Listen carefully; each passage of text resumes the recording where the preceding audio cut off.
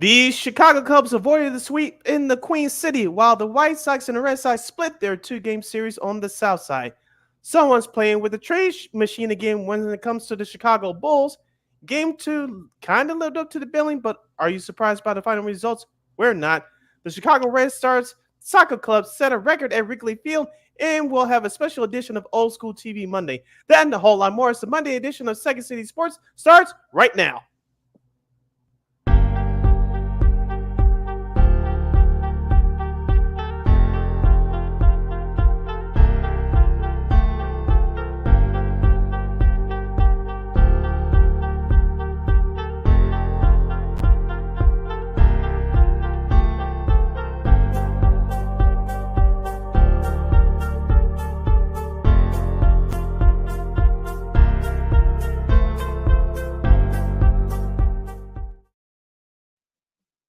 Welcome to another fun-filled Monday edition of Second City Sports. We're live in the living color right here on Sports Soul Chicago, along with Mr. Community, which is she.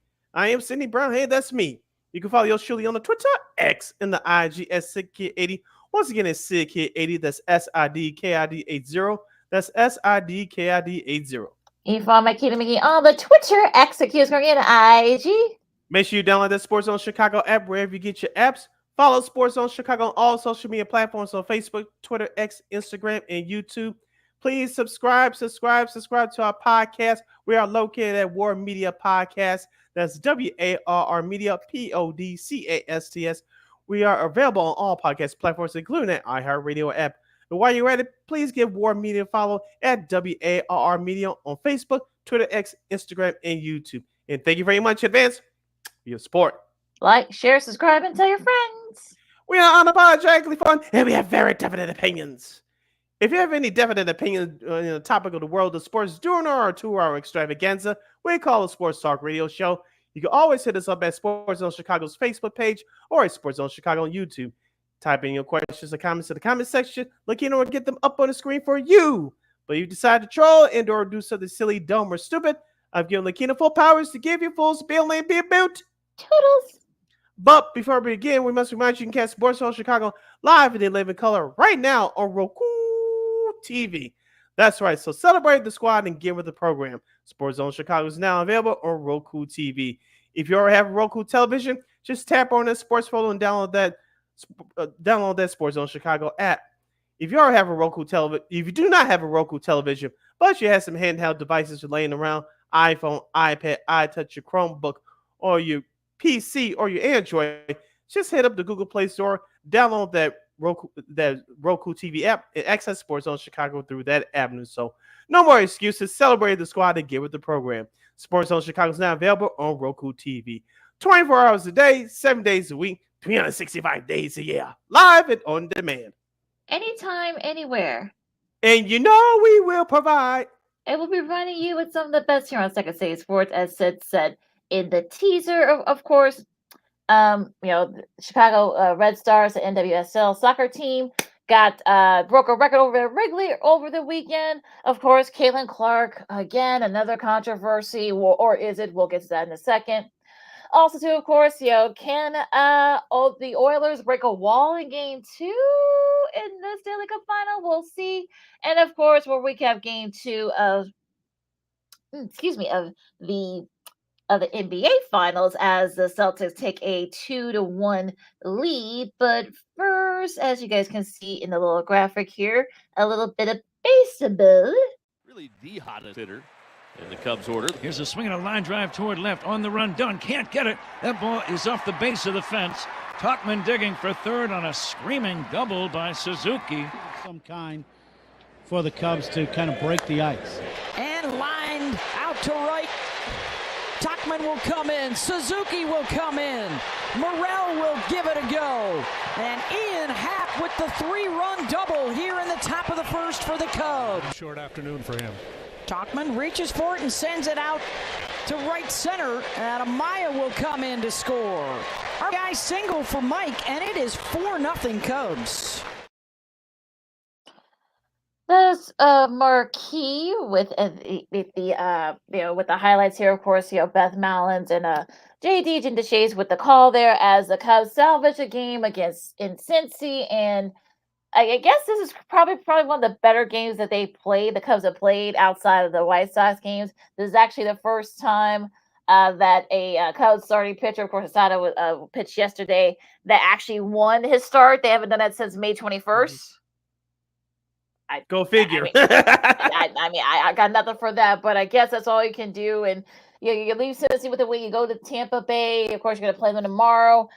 So, Sid, what do you think about this series? Just a lot of runs left on the floor, and just a lot of weirdness down there in Yeah, Cincy. you took the words right out of my mouth. And this series is about the offense or the lack of offense for the Chicago Cubs. You mentioned men left on base. You can't get a bunt down. You can't move runners over. No stolen bases.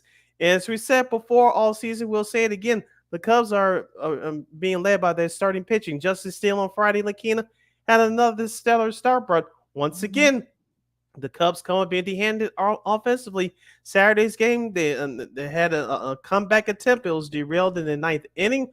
Justin Wilson, the closer for the Cincinnati Reds, shut it down and got it done. So those 3 losses in a row. But you mentioned Shota Imanaga had a great performance yesterday. The offense put 3 of their first 4 runs up early in the first inning. They got to Frankie Montas and they cruised on that there after that. The question I want to ask to you and the rest of our viewers and listeners out there in Sports Zone Chicago's Facebook page or Sports Zone Chicago YouTube Cub fans, do you sense that the Cubs offense is starting to turn the corner, or do you have to wait and see another couple of weeks to see if that comes about? The starting pitcher can only hold up so long, but the offense got to pick it up here. Yeah, and Managa had probably his best start in the last couple of starts. So like he's kind of adjusting and finding his groove. Ian Happ's been one of the most consistent hitters in on the Cubs in his last couple of weeks. He had a 3-run double to kind of start things off, and it was kind of all Cubs. And Short just had to do his thing, and that's what he did yesterday. So hopefully things are starting to turn a little bit for everything's starting to kind of be cohesive, which that's what you want, especially in this long season. You go to Tampa Bay. Tampa Bay's kind of in 500, so it's really sweeping might be a little bit hard. You may try to get 2 out of 3 down there in Tampa. The schedule sets up with the exception of the Brewers series. We'll talk about them after the break, but you can kind of try to make some inroads here. Now, the only good thing about that is that you're in the NL Central and that no one's going to go away from that division. So it kind of helps a little bit, but you got to get it going here. I know there have been some various rumors about. We'll talk about it after break, but I'm sure there's Luis Robert Jr.'s name's been thrown around there. They want more than what. Well, we'll get said in a second. Also, Vlad Guerrero Jr.'s name's been floating around there, perhaps for the Cubs. Well, okay, we'll get to all that after the break, but it just seems like a little bit kind of weird. People just throwing out names, just because. But I think if you're the Cubs, you want to try to get that another starter, get another middle leader with. Actually, in some cases, for the first time in like almost a month, I actually did not feel I didn't have an ulcer for the bullpen. They actually were pretty missing yesterday, so I guess that's progress. But yeah, I mean, I'll ask you that, but after that, but yeah, if you're the Cubs, just hopefully you can kind of get things to kind of jumpstart and just get everything going again. You're listening to Second City Sports on Sports Zone Chicago. Sid Lakina here with you on the Monday as we start off our show talking about the Chicago Cubs and their 4-2 win over the Cincinnati Reds yesterday to avoid the 4-game sweep. Lakina, let's give a couple of give some props to a couple of players. P. Crow Armstrong, I think he should be your starting center fielder. I think he should be your leadoff hitter too, but that's just me. Also to Christopher Morel, I know he had an ugly injury off his foot last week against the White Sox, but he was back in the lineup for that Cincinnati series. He had a hit yesterday. Seiya Suzuki, the only problem that he's been having, in my opinion, has been injuries and confidence at times, but he came up big with a couple of hits yesterday. Hopefully he's starting to get it going. They need him to get it going because I think he's the table setter in terms of bringing power into that lineup. Everybody wants to talk about Cody Bellinger, your guy Mike Tauchman to a lesser extent, but Seiya Suzuki, as long as he's healthy and stays consistent with that bat, that Cubs offense can really go. Yeah, I think that's really as he goes, so does the Cubs. So hopefully, we can kind of get it going there, and we'll see what happens with that. Now, as far as the rest of the rest of the team, like you said, we talked about Hap. It looks like Neil Horan might be back for that Tampa series. After fracturing a little small fracture in his hand, so hopefully he can get back there as well. Morel starting to kind of get going. Say has sort of been kind of like getting there with the consistency. So I think if you're the Cubs, you gotta be feeling pretty good where you're at right now. Would have been nice if you won 3 out of 4, or with your series with Cincy. Yeah, that would have been okay, but again, you want to try getting this stretch. Take it one series at a time, perhaps maybe not necessarily sweep, but perhaps maybe win your series. And that's what you want to do, especially at this point in the season. Yes, and the Cubs right now in the midst of their 25 straight game stretch with playing teams below 500. They're 4-5 in that stretch right now. And so, like you said, they have to make headway. They got to have a nice long winning streak going, like win 10 out of the next 13, win 13 out of 17, something along those lines to get back into this thing. Like you said about Milwaukee and Pittsburgh, they technically, mathematically, they still hanging around the NL Central Division lead, but the way that Milwaukee has started off the season, I still don't see them running away with this division. I don't. If you're the Cubs, you got to take advantage of this. Milwaukee's a good team, but in my opinion, they're not strong enough to sustain this and run away with this division. The Cubs have a golden opportunity here. You got to have one nice, good stretch, and you're you just not just back in it, but you perhaps lean into the division, and with a chance to really pick who you want to at the trade deadline as far as needs are concerned for this team. Yeah, and I think that's what you want, especially you still got about 5-6 weeks up before the trade deadline. So you for the All-Star break for one. So I think that's really what you kind of hoping for at this point. I mean, you got Tampa Bay, then you have St. Louis, then you have San Francisco. Both those series are at home. You got the Mets. We'll talk about the Mets and their adventures in London with the Phillies after the break. Then they go out west to play San Fran again. Then you got Milwaukee. So you got some. Especially that Milwaukee series, you got a shot perhaps maybe getting some of these series wins. That's all you can really ask for at this point. So get everyone on the same page, get everything being cohesive, and and look, hopefully you can kind of get, like you said, get back into this division. Yeah, like I said, the Cubs are a top 3, top 4 offensive team in the National League when everybody's healthy and everybody's grooving to go along with that hot starting pitching. But if they're not consistent with those bats, they're just mediocre at best, and that's not what you want, especially at this point in the season where it's go time to make up ground. All right, so we'll talk some White Sox. The White Sox did okay. I mean, they split their series against Boston. Also, too, we talk about the Phillies and Mets adventures in London, and so much more in baseball coming up. Lakita McGee, Cindy Brown, Second City Sports on Sports in Chicago. More Diamond Talk coming up right after this. This year, my mom got me the perfect bag for back to school. These colorful binders help me stay organized. These headphones are just what I need for studying. These new sneakers are just what I need for the new year. This jacket is a real must-have. My parents got me the skateboard I wanted. It's pretty cool. These scissors really come in handy in art class. These colored pencils, too. These new socks, they can be a real lifesaver.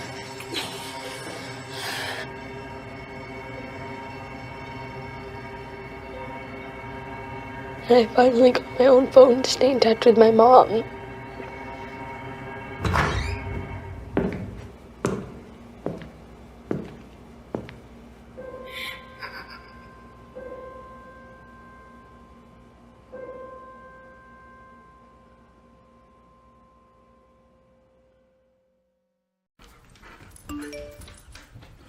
Trisha's having a sleepover tonight. Can I go? I wonder about Lucy's friends. What should I say? I know you're only 10, but one of these days a friend will offer you a drink. And alcohol at your age can lead to so many things. None of them good. So can I go to the sleepover? Lucy, I want you to promise me I something. finished my homework. Bigger promise. If there's any drinking, I want you to say, "No thanks, not my thing." Mom. I promise you.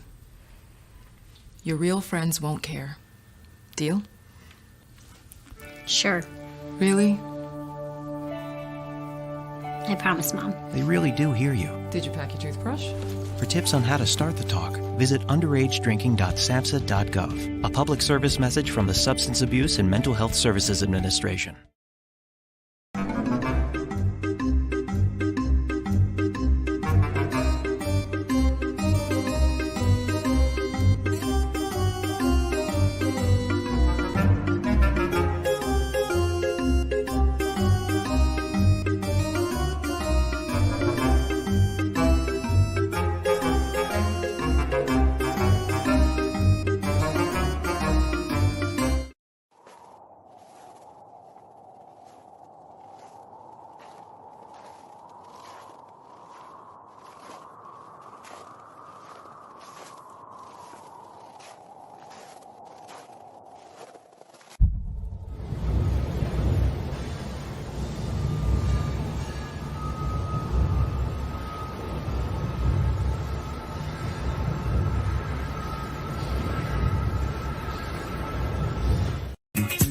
Hey, this is Dr. J, and I listen to Sean and Maya in the morning.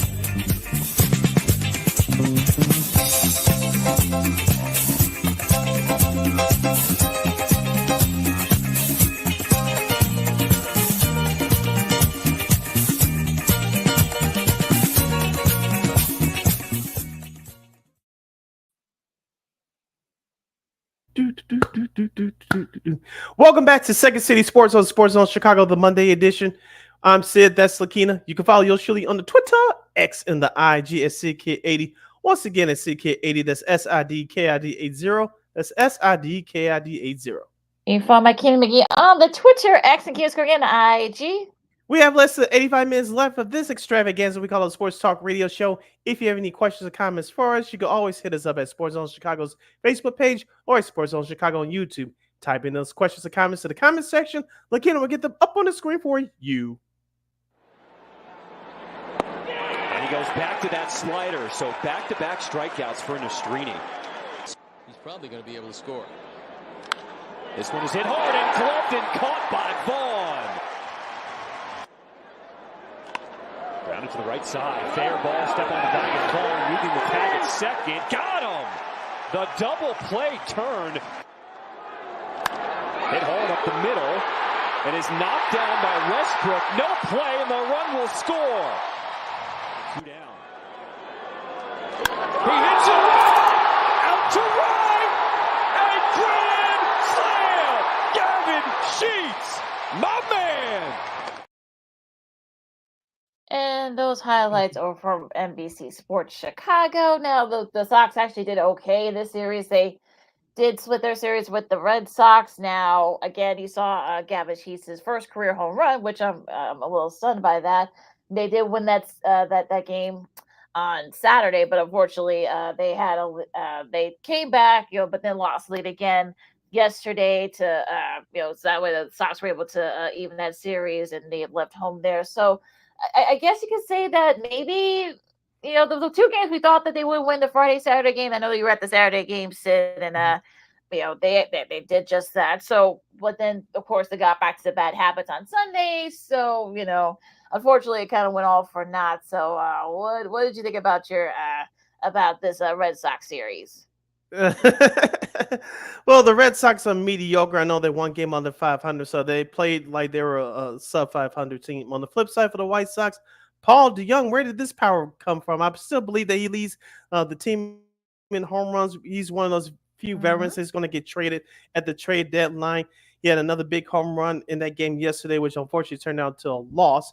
Nick Mastrini, who started that game on Saturday, 4 in the third innings with 5 walks and 5 strikeouts. He did okay before the rain came down, but Chris Flexen, he pitched well in his last couple of starts, including his previous starting against the Cubs last week. But he started off well, but it quickly went back to bad habits. And the White Sox bullpen, unlike Saturday, couldn't hold it yesterday, and they lost in 10 innings. So the Sox are a seesaw team at best, but even though they're 17-49, of course, we all know that this franchise has a long way to go to get back to respectability. And as I mentioned before, with the veterans like you have in Paul DeYoung and Nicky Lopez, I don't think he's going to get traded. But, like people like Paul DeYoung, he'll probably get moved by the deadline. And maybe Chris Flexen may have a shot to get moved. I don't know. If it was based on yesterday's start, I think the answer is no, but he may get moved. Also, to Eric Fedde, he'll probably get moved by the deadline, your other starting pitcher behind Garrett Crochet. So the White Sox are still in the midst of some changes, and more changes are coming, unfortunately. Yeah, and I think that's sort of like the thing with, I think Sox fans are kind of, sort of, they're kind of like doing their sort of like, they're adjusting to that, and I think that's really the big problem here if you're a Sox fan. So I guess the only thing you can do is just like, try to drag yourself along for the rest of the season. So it'll be interesting to see what they.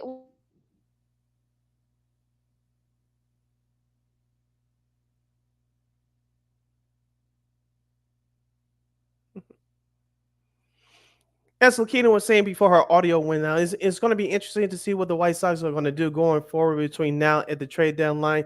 And of course, the big news that came out of the White Sox camp over the weekend is that a rookie pitcher from AA Birmingham, Drew Thorpe, is going to make his first major league start on Tuesday, which is tomorrow at Seattle, when the Sox take on the Seattle Mariners at 8:40 p.m. local time. Drew Thorpe was part of the trade last year. From I believe it was the Anaheim Angels with that trade at the deadline last year. So he was one of the top pitching prospects in all of baseball, and he's been doing well in Birmingham this year. So we'll see him make his debut tomorrow night on the road against Seattle. We're going to see how that goes down, and we'll see what the future holds for the White Sox as they continue to grind out the season. I know Pedro Grifol.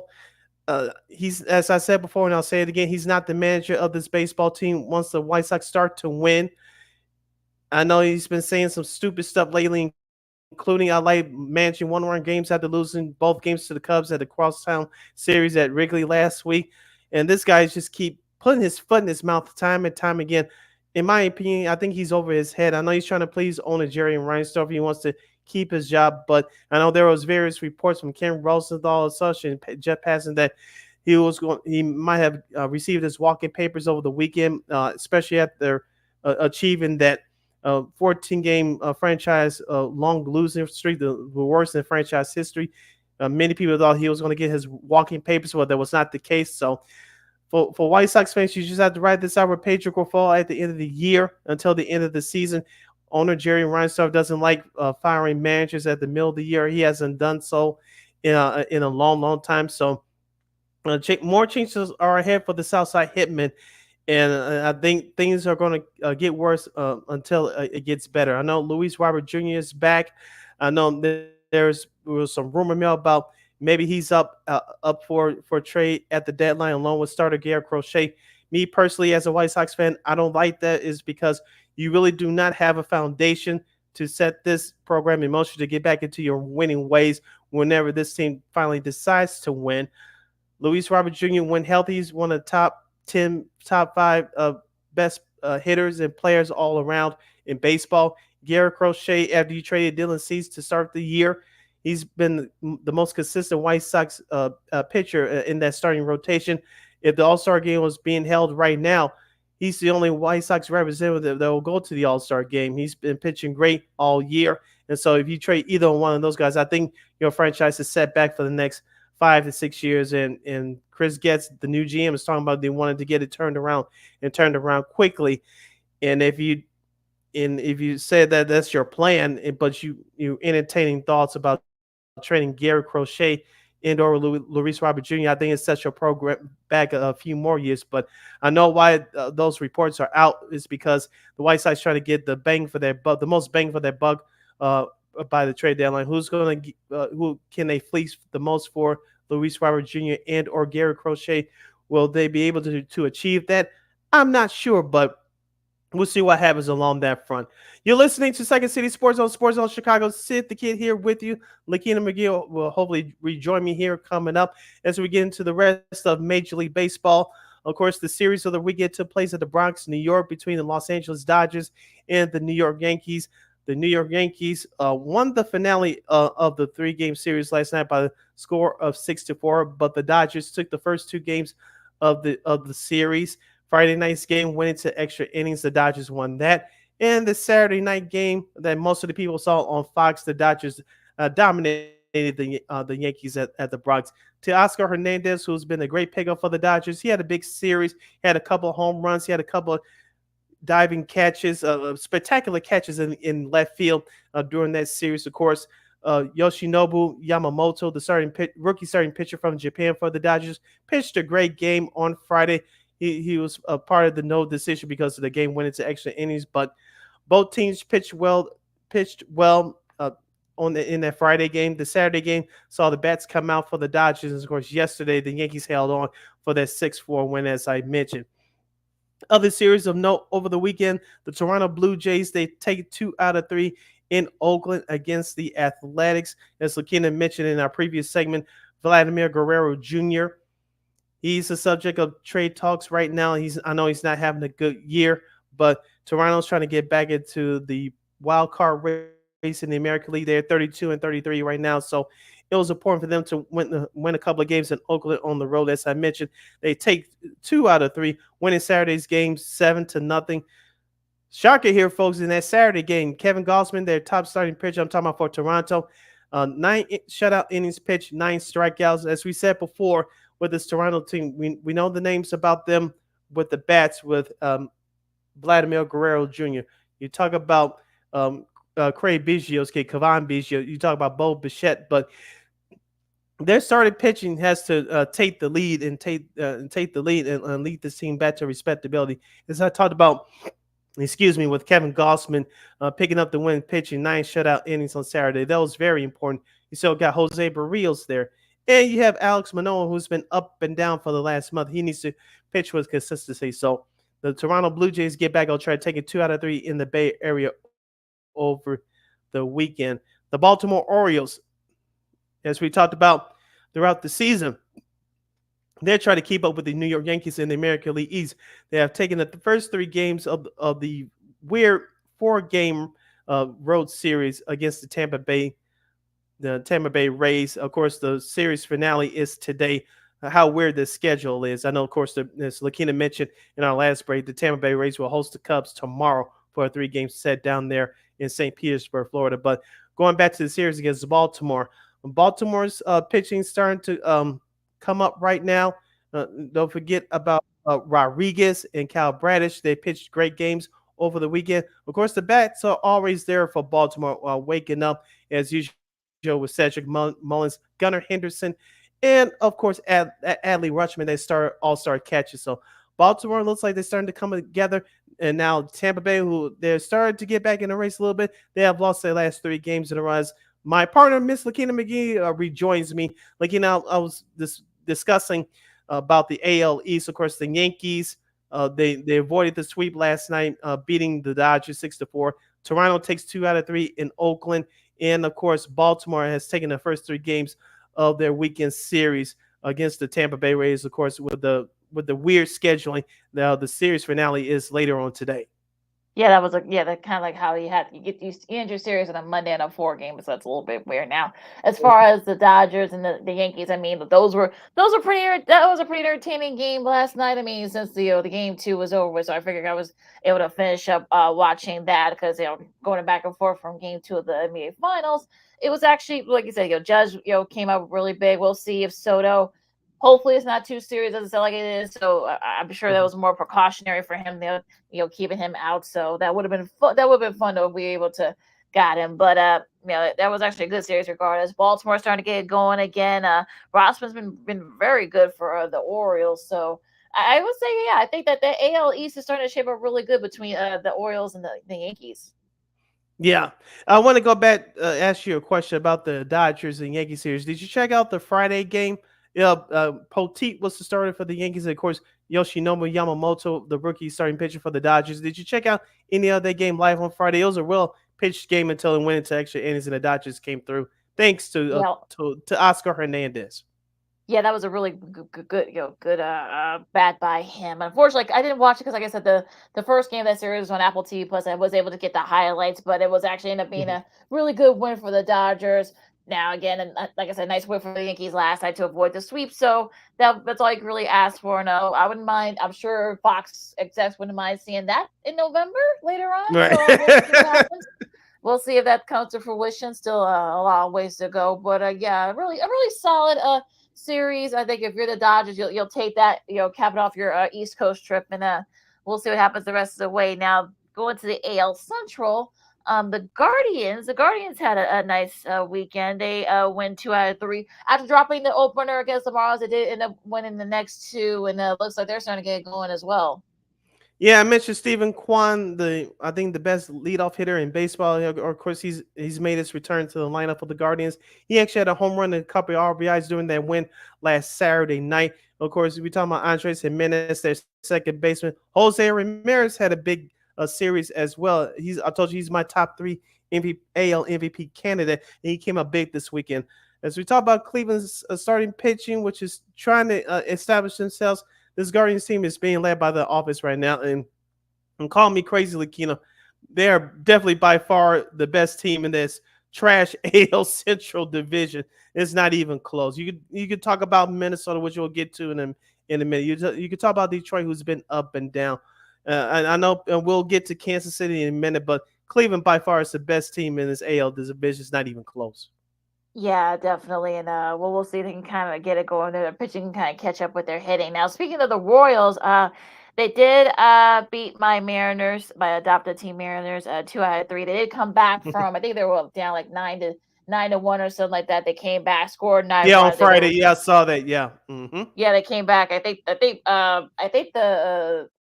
like maybe it was like 100 and something, and like one or something whenever a team leads after that with that big of a deficit. So I guess the Royals are the second team to come back for that big deficit and won it, and they were able to win the series. I mean, look, it happens, but we'll see if they can keep it up. I mean, look, they've been, their hitting's been really good. It's been their pitching that's really been the problem, and that's really if they want to try to challenge in that division, because that's probably the only representative they're going to get from that AL Central. They got to get their pitching going. Yeah, and also too on the flip side for Seattle, we talked about Julio Rodriguez struggling offensively to start the year.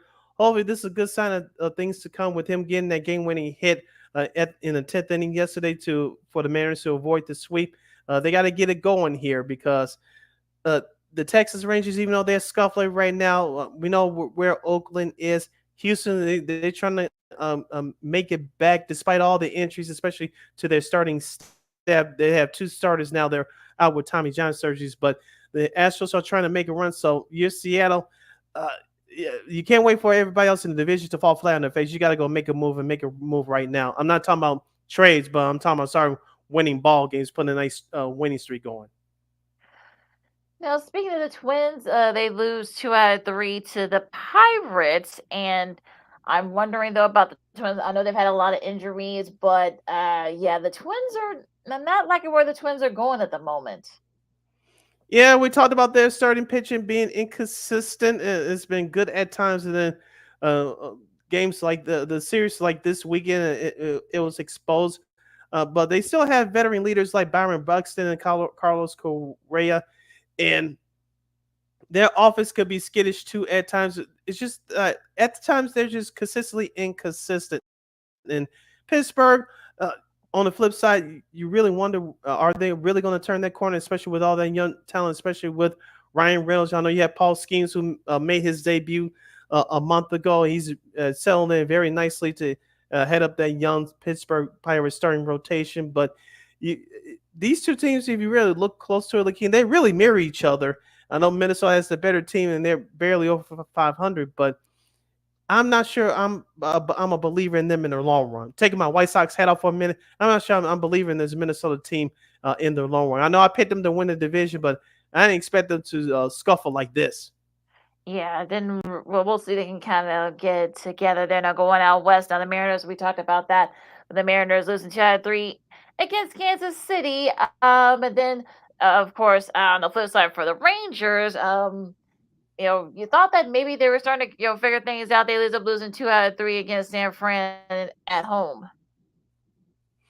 Yeah, we talked about the Rangers being inconsistent all year with not just only with injuries, but they starting pitching. They have the offensive talent, but I don't know what it is through recent history, like with the Bruce Bochy, the year after his team wins the World Series, the next year they don't make the playoffs. Why is that trend happening? I don't know. But on the flip side, for San Francisco, no one's talking about them, but they're a scrappy team, and I know they have a very good starting staff. They really have a very good bullpen, so I think that's one of those two factors why they're still hanging around the 500 mark. There, will they make a move to perhaps make it to one of those NL wildcard spots? They still have a long way to go. Now, speaking of the Houston, too bad our buddy Brandon Schultz isn't on here. They do win 2 out of 3 against the Angels. They're 6.5 back of that AL West, and you think perhaps they can kind of make things interesting in that AL West. Well, if it's up to future AL MVP candidate Kyle Tucker, yes. But as I mentioned before, you still have Jose Altuve and Jose Abreu. Hopefully, he can get it going. Historically, this is the month, June and July, that he starts to heat up with his bat. So they desperately need that for him. And outside of Justin Verlander, they need a couple of other guys when they start in rotation to step in and step up. Yeah, it's going to be an interesting next few weeks there in that division. Now going into the NL, and of course the Phillies, the Phillies split their series with the Mets in London. Of course, I'm certain that they didn't find Nick Castellanos as a home run he hit on Saturday in London. I'm sure they didn't find that, but on Sunday, they actually had a shot that they were up, but then the Mets came back. To their credit, they came back and won to split that 2-gamer. But I think if you're the Phillies, look, the Mets needed that more than you did, so that you were able to split it. So that's you got to be feeling pretty good if you're the Phillies right now. Yeah, if you're the Phillies, short term, it wasn't good for blowing that lead late, but in the long term, I think you'll be fine. But the Mets, you need that win for morale purposes. I know they're not going anywhere this year. They're still trying to figure out what vendors they can trade and get value for, i.e. Pete Alonso and some of the other guys, maybe Brandon Nimmo or Jeff McNeil. We'll see what happens there. But it was about morale for the Mets yesterday.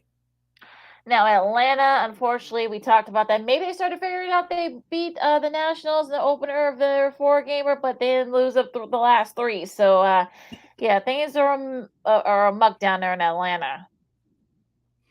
Yeah, we talk about this starting pitcher. We know about Spencer Strider. He's out for the year, but you have other guys like Max Fried step up, Charlie Morton. Chris Sale has been fine for them, but outside of Chris Sale, those other 2 names that I mentioned is going to step in and step up and help out that starting staff. Offensively, someone else was going to step up. You can't wait for management to make the big move at the trade deadline. So Atlanta's going to have to figure it out and play another brand of baseball now without Ronald Acuna Jr. being gone with a torn ACL for the year. So they got to find a ways to, I want to say play Aussie ball, but they got to play smart ball, be creative offensively to score runs because your starting pitch can only do so much.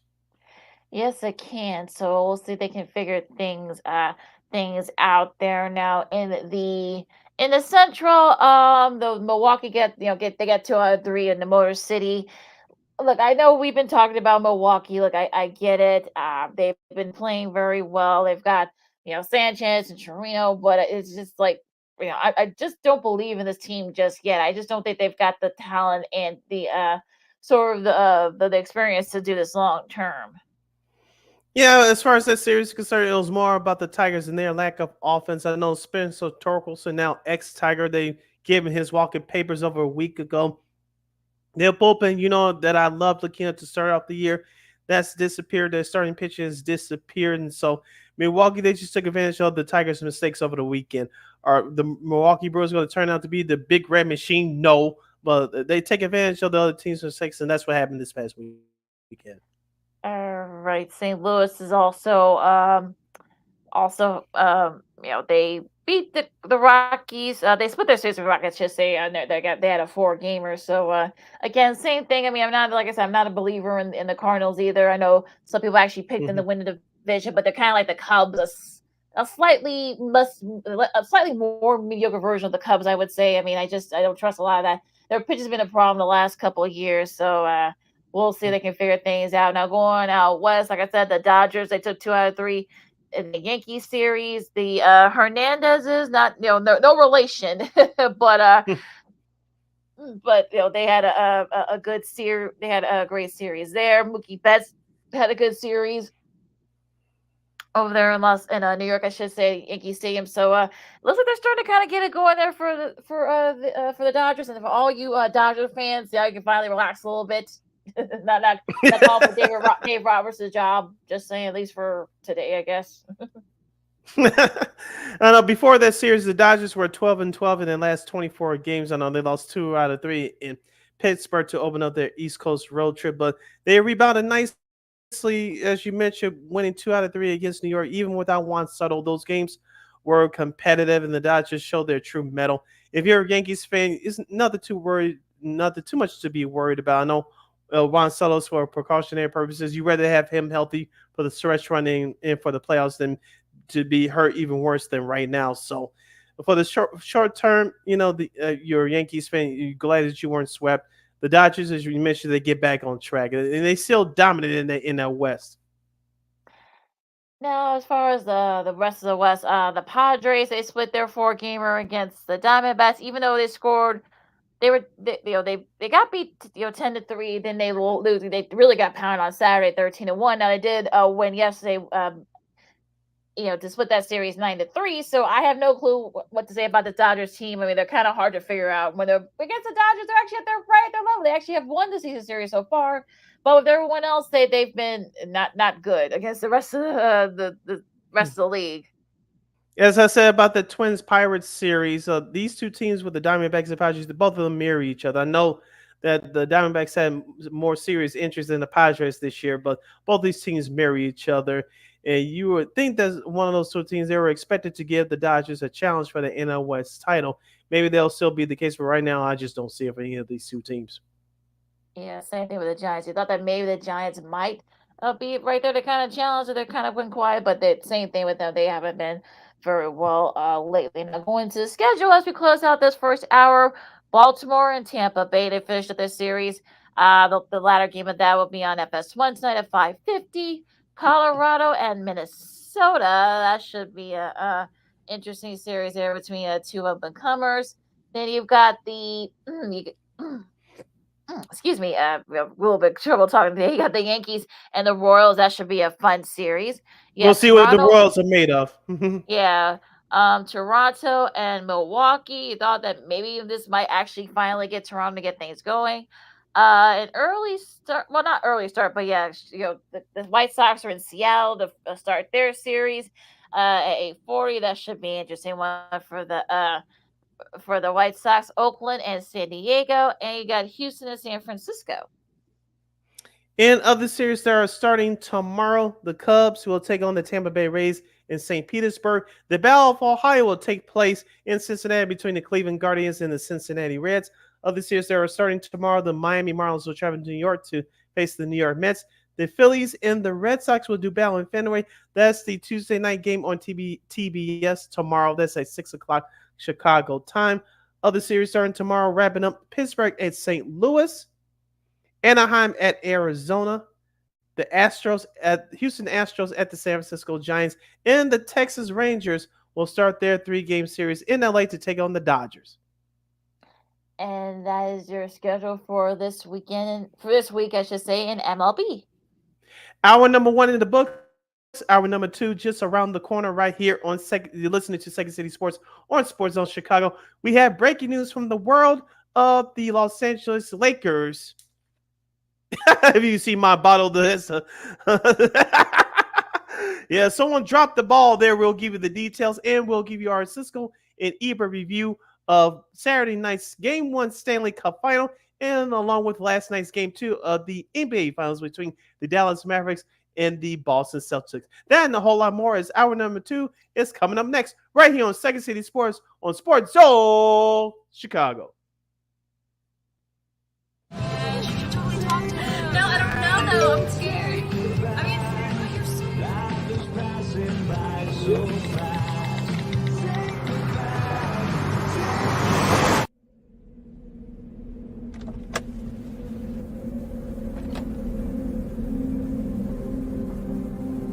Do you know aware that you're in my lane? No, not at all. Are you not paying attention? Are you texting? I was just checking in with my mom. I was telling her that I thought we'd be home by 6. It's okay. There's enough time. Just pay attention. I'm not even halfway through my text. There's no way. I'm not even going to look up. My babies are in the car. You have to pay attention. It's just supposed to be a quick text. I'm so sorry.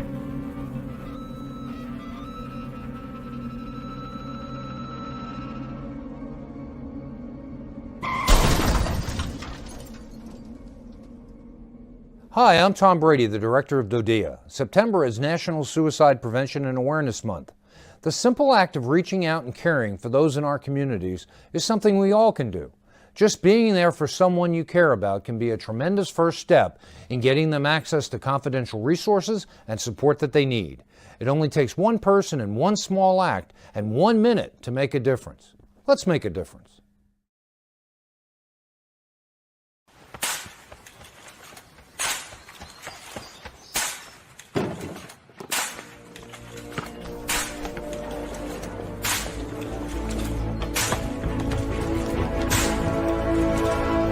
Move it!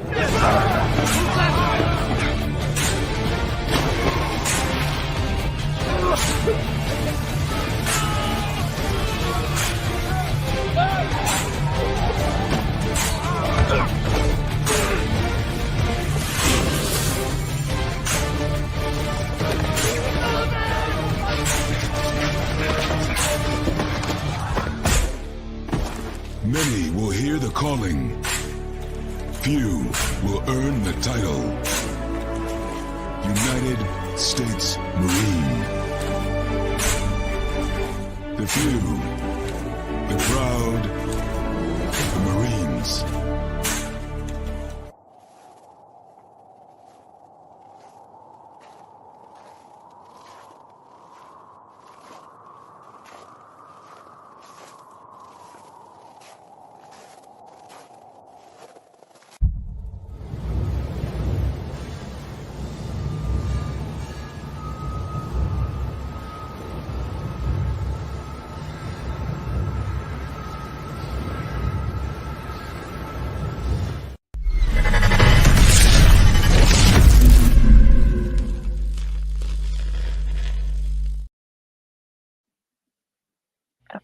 Welcome back to hour number 2 of Second City Sports, the Monday edition. We're live in another color right here on Sports Zone Chicago, along with Miss Lakima McGee, which is she. I am Cindy Brown. That's me. You can follow yours truly on the Twitter, X, and the IG at SidKid80. Once again, it's SidKid80. That's SIDKID80. That's SIDKID80. You can find my Lakima McGee on the Twitter, X, and the IG. And we have less than 55 minutes left of this extravaganza we call a Sports Talk Radio Show. So if you have any questions or comments for us as we discuss the NBA Finals and the Stanley Cup Finals, you can always hit us up at Sports Zone Chicago's Facebook page or at Sports Zone Chicago on YouTube. Type in those questions or comments in the comments section. Lakina will get them up on the screen for you. And just a daily reminder, you can catch Sports Zone Chicago live in the 11 color right now on Roku TV. I wish we had a breaking news sounder, Sid. This came across the wires while we were finishing up our baseball talk, and I had my disappearing.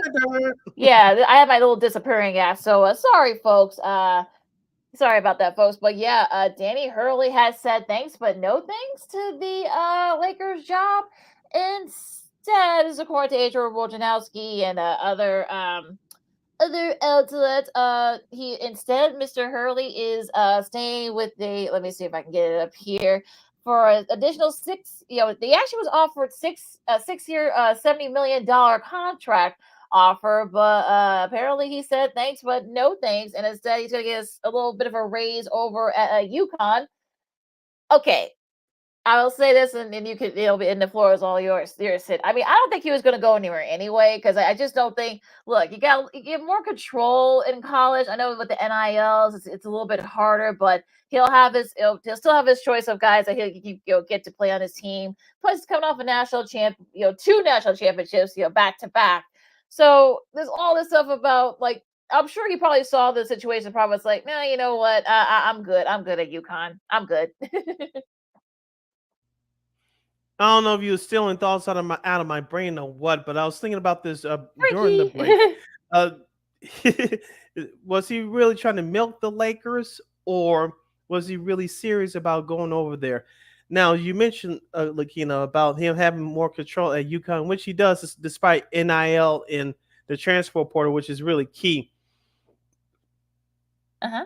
Did he really wanted that life, that NBA coaching life? I know that some people have said that he's more of the emotional side, more passionate side than his brother Bobby Hurley, who's still coaching in college basketball.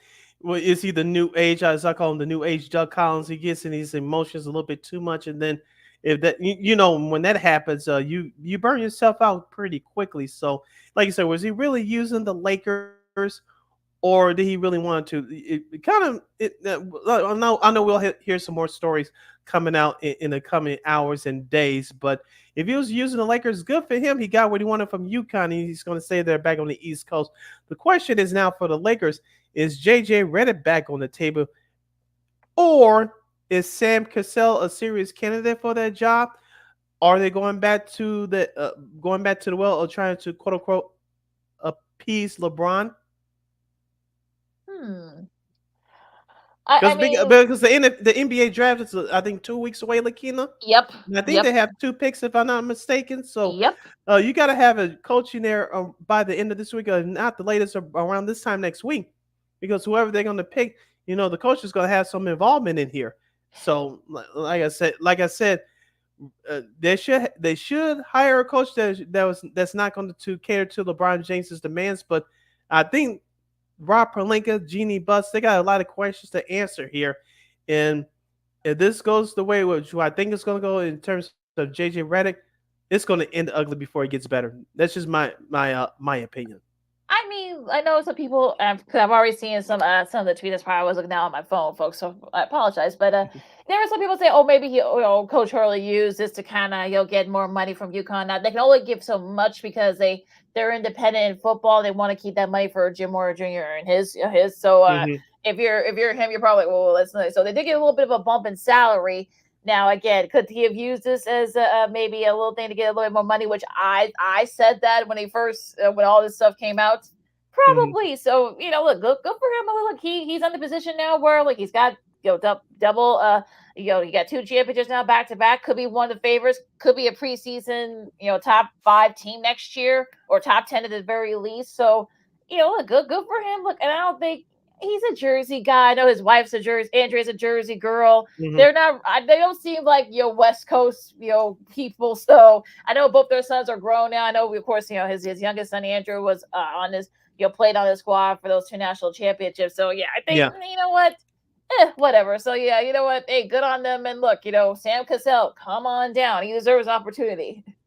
Yeah. So we'll see where the Lakers go from here as Dan Hurley turns down the Lakers job to go back to college coaching and UConn, as Lakina mentioned, trying to become the first team since the late great John Wooden era of the early 1970s to win 3 straight national championships. So we'll see what happens there. You're listening to Second City Sports on Sports Zone Chicago, the Monday edition. See Lakina here with you as we get into our Cisco and Ebert review of last night's Game 2 of the NBA Finals between the Dallas Mavericks and the Boston Celtics. The Boston Celtics, Lakina, win Game 2 on their home court, 105-98 to take a commanding 2-0 lead in this series.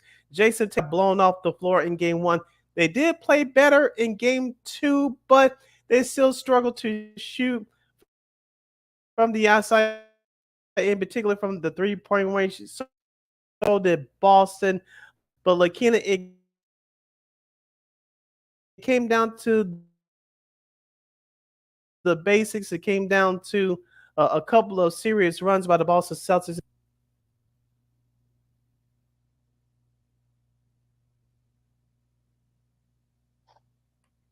Yeah, and for me, I think this is interesting because like you said, they actually did play better. Now, look, we had Terrence Thomas from the Bigs, and we know Dallas is not really a 3-point shooting team, so I think that's probably another problem. Unfortunately for the Mavs, they were like what 5 for 20, 6 for 26, just say from 3-point range.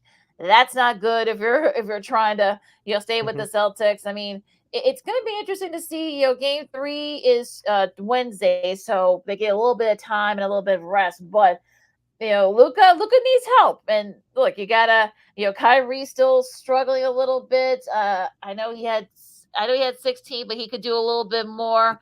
PJ Washington, 17. Derrick Jones Jr. had 11. Daniel Gafford had 13. So all 5 of their stars were double figures from the math. It's just that they didn't get a lot of help from their bench. I think that's the problem. Now, Boston, we thought that, okay, maybe their bench guys might be a little bit of a problem. Now, look, Kristaps Porzingis, unfortunately, he got banged up. He re-injured that leg that kept him out for about 38 games, the last 38 games, including the playoffs. But on the other hand, though, look, I mean, Jason Tatum was very solid. He had 18 points. Jaylen Brown had 21, but it was Drew Holiday, one of his he kind of channeled his the Bucks when he played for the Bucks when they won the title a couple of years ago. He kind of had that. He kind of got it going there from the field, and he was just really good. And he was sort of the story last night. Also, too, what I noticed from the Boston Celtics, besides Drew Holiday being left wide open to take those shots, especially in the paint, he was a very aggressive defensively as well, grabbing 11 rebounds, and he had a block in the ceiling there as well. But I noticed with the Boston Celtics, they did this more last night than they did at Game 1. We all know that the Celtics like to shoot a lot of three-pointers, but they passed the ball very well, and they had 29 assists last night, and Dallas were unable to match Boston defensively to get back on defense. I don't know about you, but it felt like to me that the Mavericks defensively, they were chasing last night because the Boston Celtics assist numbers, their passes were on point, and that's how they got everyone involved. Yeah, I think that's really, and you saw it last night. I mean, look, we don't really give the Celtics credit for their passing. I know they can shoot the three, they can shoot mid range, but their pass has been really solid. I mean, they're one of the. I think they're right. I think they're right in the top 3 in assists and team assists this season. So they were really, Chris passing, of course. They said they were double teaming Brown. So, but that that gave the way for Holiday to Drew Holiday to shoot those open jumpers. So that's how he was able to kind of get it going. So it'll be interesting to see what they can do in Game 3. Now, I'm not saying they're out of it. I'm not saying the Mavs are out of it. Look, it's rare, but we have seen teams come back from 0-2. But I think if you're a Boston, you want to try to wrap this series up because you don't want to give the Mavs any hope whatsoever. So if you're the Celtics, you want to try to go for the knockout punch down in Big D starting Wednesday. Don't forget, folks, the 2-3-2 series format has been done for the last decade. There's no more. So it's 2-2, 1-1, and 1. So as Lakina mentioned, starting on Wednesday, then games 3 and 4 will take place in Dallas. Game 3 is on Wednesday. Game 4 will be on Friday. So we'll preview Game 4 in our next episode coming up on Friday. Now, just a couple other nuggets from last night's game, Lakina. Let's not forget about Derek White, the former point guard of San Antonio Spurs from a few years ago. He had 18 points last night, including 4 attempts shooting from three-point range, and also coming off the bench, you mentioned with Porzingis, he did still had a big impact before his injury with 12 points and 4 rebounds. But here's the thing that, remember, Lakina, we brought this up last week as far as the Dallas factor of if they were going to win this series. What did I say they needed to do defensively? I'm talking about Dallas. Can you remember? Try to stop Brown and Tatum. That too, but offensive rebounds. And the Celtics, I believe, had 7 in Game 1. Yeah, the Celtics has, I believe, 7 offensive rebounds in Game 1. They had 10 offensive rebounds last night. I said last week, Dallas needed to limit Boston to 1 shot defensively. They have failed to do that so far. I know Jason Kidd, the Mavericks head coach, tried to play some head games with Jaylen Brown. That didn't work. So for the Celtics, even though they haven't played their best, I'm talking about their stars, but they play well as a team. That's why they're up 2-0 right now. And their defensive game plan has been tremendous. And Jason Tatum, as you mentioned, even though he had 18 points last night, I believe he had 16 last Thursday in Game 1. He hasn't gone off yet. So that's very dangerous if you're the Dallas Mavericks. I think I know this for a fact. Jason Kidd is going to be losing sleep between now and Wednesday because Jason Tatum hasn't had that big breakout game yet. Yeah, and I think you gotta think he's due for one too. So Mm-hmm. yeah, the fact that they've been able to Suns been able to win these 2 games without Tatum and Brown doing any, well, I don't want to say not too much, but they haven't really had that big breakout game like you said. So that's a little scary though if you're the Mavs, and yeah, you don't want to have that because you wonder, like, especially if Porzingis is going to be out the rest of the series. I would say look out for Brown and Tatum because this series could be over with really quick. And if you're ESPN and ABC, that's not good. Oh no, you mentioned about Jaylen Brown. We talked about him last Friday, looking at his great performance in Game 1. Yeah, he still had a solid performance in Game 2. Me personally, looking, I think he's been their best all around player in this series so far. I'm talking about Jaylen Brown. He's not only getting it done offensively, he's getting it done defensively, which is more impactful in my opinion in terms of the talent that he has within himself. So I think he's been the best player on either team so far in this series. And flipping it back over to Dallas, Akina, you read up the numbers of P.J. Washington, Daniel Gafford.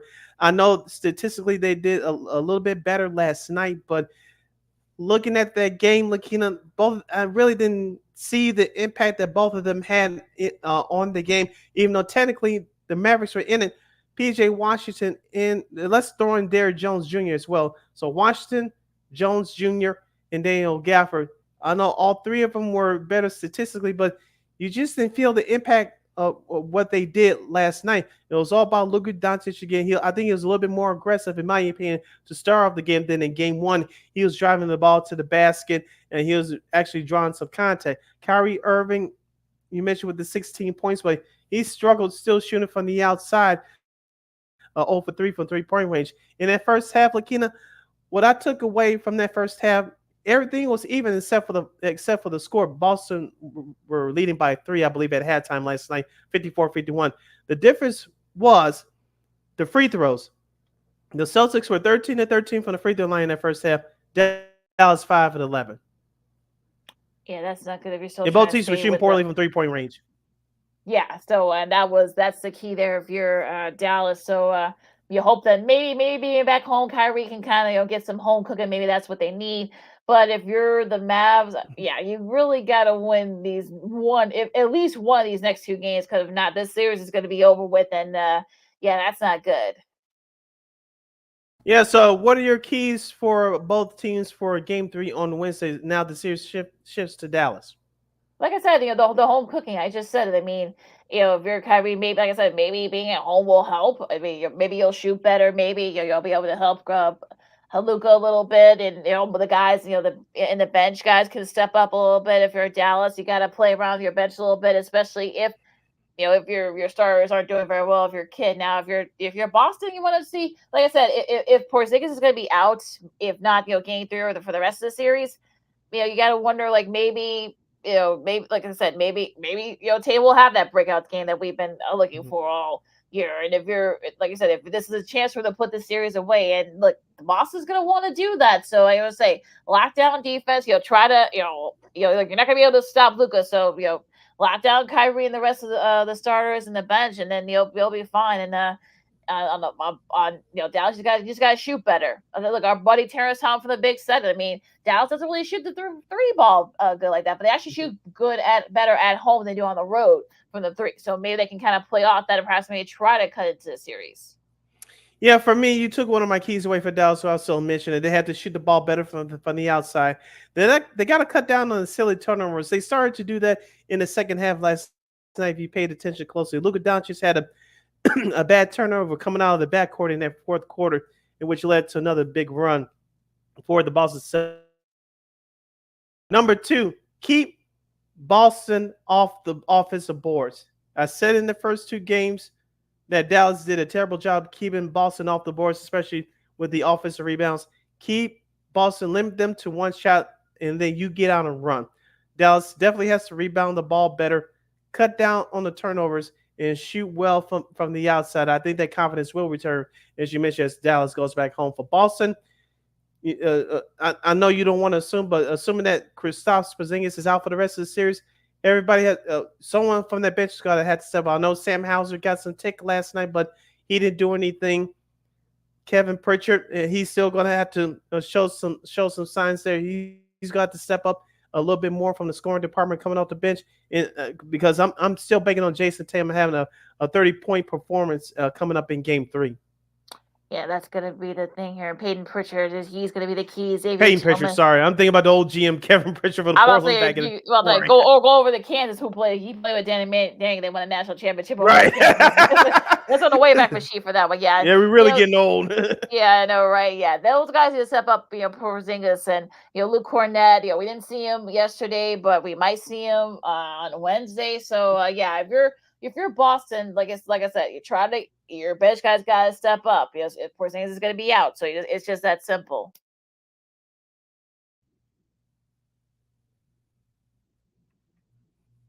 Yep. So Game 3 will take place Wednesday from Dallas, and you can watch that game on ABC. That's at 7:30 p.m. Central Standard Time. The Boston Celtics lead that best-of-7 series 2-0. All right. It was Second City Sports on Sports got Lakita McGee, Sydney Brown with you, and I want to before we go into the Stanley Cup final recapping Game 1, Chet Walker, the former Bull, passed away over the weekend. Chet the Jet, as they called him, and he was one of those guys where he played during that era back in the 70s, back when the Bulls were in the Western Conference. Don't ask. That's just how it was back then, folks. I mean, I know people are like, wait a minute, they were in the Western Conference. Yes, they were before the ABA broke up, folks. Yes. So for people who are wondering, like, wait, huh? Yes, that's true. He played with the likes of Jerry Sloan and that group. So his skill set, and of course the Bulls. He was part of the Bulls made him an ambassador back in the mid '90s. He was inducted to the Naismith Hall of Fame back in 2012. Averaged about 18 points, 7 rebounds, and 13 seasons in the NBA. So he actually has an NBA champion. He actually had an NBA championship to his resume. So just a really and for all accounts, a great guy as well. So he played with the likes of Will Chamberlain and Billy Cunningham. So very impressive list coming from a guy coming off out of Syracuse. Yes, a basketball Hall of Famer indeed. Lakina, I think you could catch it on YouTube, but do you remember the open of the NBC Open of the Game 5, the clincher between the Bulls and the Lakers? Do you remember that open? And Yep. Bob Costas talked about those 70s Bulls teams, comparing it to the 91 Bulls. Of course, you mentioned those 70s Bulls teams were in the Western Conference. They lost 3 straight years to, you mentioned the late Will Chamberlain and the Los Angeles Lakers. And you mentioned Chet Walker, and he was a film producer at the time in Los Angeles before he got hired by the Bulls as an ambassador. Those were some good teams way back when. You mentioned Jerry Sloan and Norm Van Leer, perhaps the best defensive backcourt in league history. They just couldn't get past the Lakers. Thank goodness for the ABA after they disbanded before the 75-76 season. Of course, that's how the Bulls moved over to the Eastern Conference where they still are today. But the Bulls were those talented teams with Tom Boerwinkle, and they just couldn't get past the Lakers. But you mentioned Chet Walker's one of the consistent scorers for the Bulls, and you mentioned he played in Philadelphia as well, where he continued his career there. So it was one of those underrated scorers who really didn't get his just due too well after he retired. Yeah, which is unfortunate because, like I said, he was a really great player. He played his college ball at Syracuse, at Bradley, I should say, and just one of those. He was kind of like one of those players. Like he could shoot from the outside. He was a force in the boards and the inside. So in the interior, a great interior defender. So just a really won the 1967 title with the 76ers. So just a really great, like I said, a really great player, but also a great guy. If you saw when he was an ambassador with the Bulls at the old stadium and in the early years of the United Center before he retired from that, he was very personable with the fans. Just a really great player and a great guy too. So Chet the Jet Walker, 7-time All-Star, passed away over the weekend. So we salute him and keep his family in our thoughts and prayers. Yes, indeed. All right, let's Yep. second seed for. No, go ahead. You're listening to Second City Sports on Sports on Chicago. Sid Lakina here with you as we wrapping up before we go. We still have more show to go, but before we close out this segment, we'll give our Cisco and Ebra review of last Saturday night's NHL's Game 1 of the Stanley Cup Final between the Edmonton Oilers and the Florida Panthers. The Florida Panthers come out with a 3-0 shutout win over the Oilers. Sergei Bobrovsky was the man of the hour for the Florida Panthers. 32 saves in all. Carter Verhaeghe had the opening goal for the game. Evan Rodriguez also chipped in with a goal. Lakina, I don't know about you, but Florida controlled the pace from start to finish. Edmonton had a couple of chances early, especially on the breakaway, but Bobrovsky stopped that for the Panthers. For me, Edmonton couldn't really get their pace going. Florida controlled the pace, as I mentioned, from start to finish, and they got out of there with a 3-0 shutout win. Yeah, I was surprised by that because Bobrovsky has been such he's been standing on his head as the old term that he used in hockey, and they were having trouble. And I'm talking about the Oilers, and they kind of set the pace the Panthers did. So unfortunately, they were able to kind of they couldn't really get it going on the offensive side. So it'll be interesting to see. I think for me the key in game 2 for the Oilers is that they got to try to kind of see the control the power play. And look, Carter Verhaeghe has scored game-winning goals in the last 3 postseasons, so they kind of got that going there. So you got to slow him down a little bit now.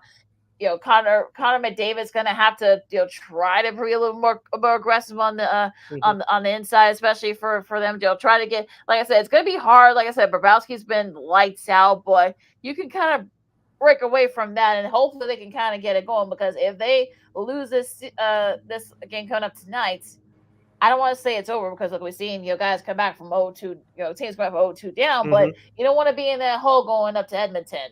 That long trip. Yeah, even though Edmonton dominated with the shots on goal advantage at plus 14, they lost the advantage on the power play. Both teams didn't score on the power play, by the way. Edmonton was 0 for 3, but they had a couple of chances to get back into the game with the power play.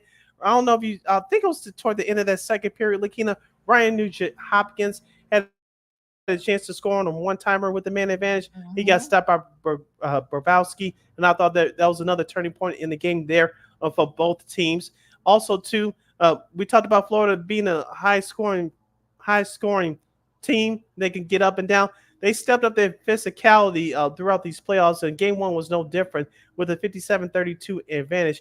And the giveaways, you cannot turn the puck over, especially at this time of year. Edmonton turned the puck over 14 times. Yeah, that you can't really do that. And like I said, the power play that was they had their it wasn't that Edmonton didn't have their chances, they just couldn't get it going. So if you're Edmonton, you got to be better on the power play. You got to be better when it comes on the defensive end. McDavid has to step up. You really didn't hear his name too much in game 1, so he has to step it up. Leon Draisaitl, same thing. We didn't hear his name very much in game 1 either. So those are your 2 top guys. They got to step it up there. Florida, you got to try to maybe perhaps if Bobrovsky hopefully he can keep it going if you're the Panthers. So hope that's going to be interesting. Someone's got to give her tonight. On the flip side, the starting goaltender for Edmonton, Stuart Skinner, you really cannot blame him for that loss. You should mention some of your other superstars that are known to score. They didn't get it done. I think for tonight for Edmonton, you got to be the aggressor, force the action. Yes, you peppered Bobrovsky with 32 shots on goal. None of them got through. But I think, in my opinion, you have to be more aggressive in that department tonight. Create traffic in front of the net. I didn't see that too much in that game last Saturday. I don't know about you, but I didn't see them putting bodies in front of Bobrovsky. I think that's going to be key tonight. And number 2 for Edmonton, if you have the man advantage, take advantage of it. And number 3, stop turning that damn puck over. Yeah, that's really going to be the key there. Take care of the puck, and if you get power play chances, try to get it if you're Edmonton. So Game 2 will be tonight, like we said, like all the Stanley Cup final this year is on ABC, I should say, also stream on ESPN Plus. So you can check that game out tonight. Coming up tonight. So hopefully Edmonton can tie the series. Yes, so as Leslie Keenan said, Game 2 is tonight on ABC at 7 o'clock p.m. Central Standard Time. Florida leads that best of 7 series, 1-0. All right, so got a lot to talk about in this after this next block. Another day, another Caitlin Clark controversy. Okay, why? Right, and of course, also a veteran head coach in the NFL gets a contract extension. Also, new champions in the French Open, and a whole lot more in Old School TV Monday. Lakina McGee, Cindy Brown, Second City Sports on Sports of Chicago. Rapid fire free for all coming up right after this. This year, my mom got me the perfect bag for back to school. These colorful binders help me stay organized. These headphones are just what I need for studying. These new sneakers are just what I needed for the new year. This jacket is a real must-have. My parents got me the skateboard I wanted. It's pretty cool. These scissors really come in handy in art class. These colored pencils, too. These new socks, they can be a real lifesaver.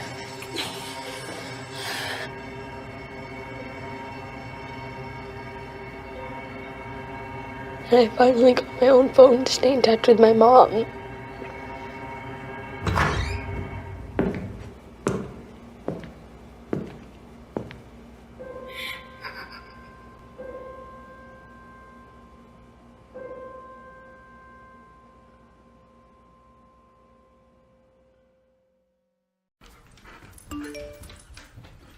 Trisha's having a sleepover tonight. Can I go?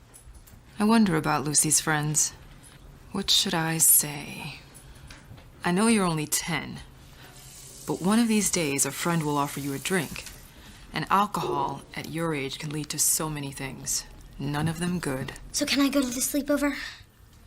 Lucy, I want you to promise me I something. finished my homework. Bigger promise. If there's any drinking, I want you to say, "No thanks, not my thing." Mom. I promise you. Your real friends won't care. Deal? Sure. Really? I promise, Mom. They really do hear you. Did you pack your toothbrush? For tips on how to start the talk, visit underagedrinking.samhsa.gov. A public service message from the Substance Abuse and Mental Health Services Administration.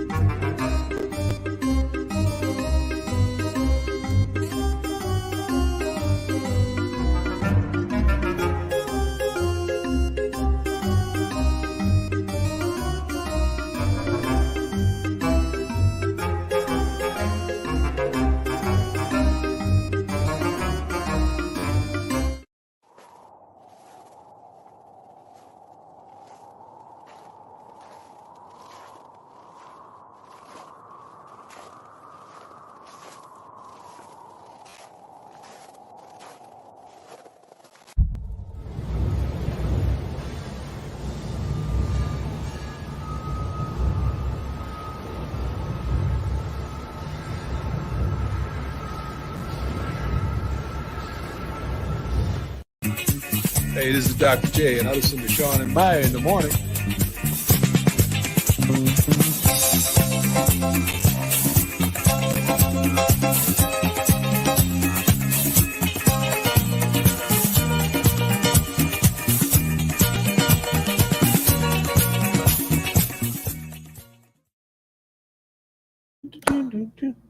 Welcome back to Second City Sports on Sports Zone Chicago, the Monday edition. This is our last break of the show for today. I'm Sid, that's Lakina. You can follow yours truly on the Twitter, X, and the IG at SidKid80.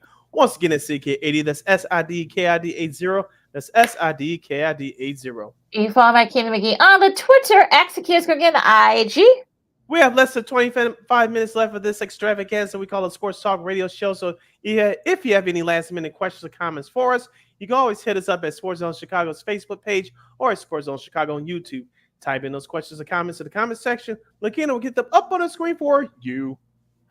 Okay, some more breaking news. Right around the same time that Danny Hurley informed the Lakers that he's staying over at UConn, Mike Tomlin has a new contract, according to Ian Rappaport from NFL Network, also Tom Pelissero of NFL Network, and others. He talk about Tomlin.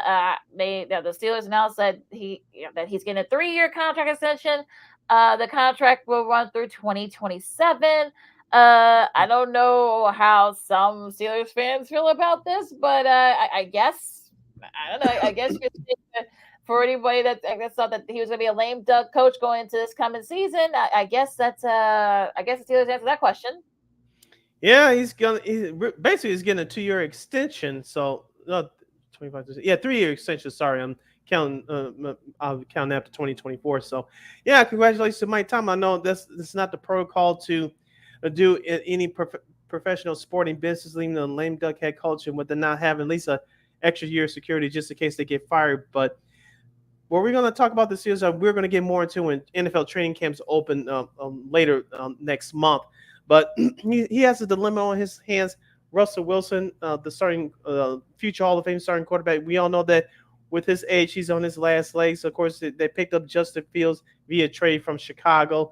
And so that's one of the things he's going to have to deal with to find a franchise quarterback. Is it Justin Fields or will it be somebody else after this season? We'll soon find out. Remember, they traded Kenny Pickett away to Philadelphia. Now he's going to be the backup to Jalen Hurts. And so is Najee Harris your future starting running back?